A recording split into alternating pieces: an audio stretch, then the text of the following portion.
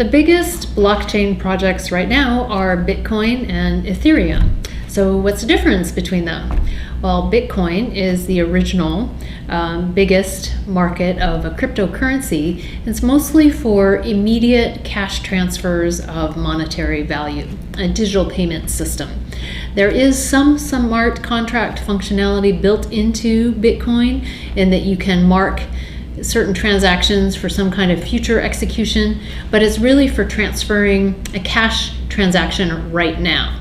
Ethereum, on the other hand, is more like a virtual computer and is more for smart contracts, for future transactions, for setting up some kind of agreement about some kind of transfer of information or asset in the future.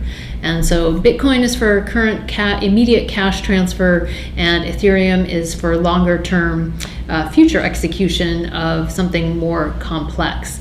And so the real future could be in smart contracts, because most of the time any kind of complex transaction has future temporality, concerns over time where we want to specify certain conditions for what might happen per different kinds of conditions changing.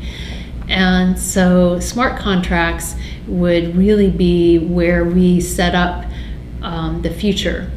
Now, there are different kinds of views about legally what is a smart contract, because do we need a different kind of legal regime to support code-based contracts as opposed to our more malleable human legal regime, where in real life, in fact, many contracts are never, the provisions of many contracts are never enforced, and our human behavior is a little messy and fungible and fuzzy when it comes to the actual specifics of complying with different regulations in the law or in contracts we've agreed to. But code-based contracts, on the other hand, will execute inexorably, unstoppably. Once it's booked to a blockchain, it's a computing entity, and it will execute per those conditions. And so a code-based contract is like a vending machine in a way. If the vending machine is not broken, every time I put in money and select my item, I get my item. It doesn't decide that it doesn't feel well one day and decide, oh, I don't want to deliver the item that day. As opposed to our human life, in biology, we're much more malleable and don't always perform like a machine.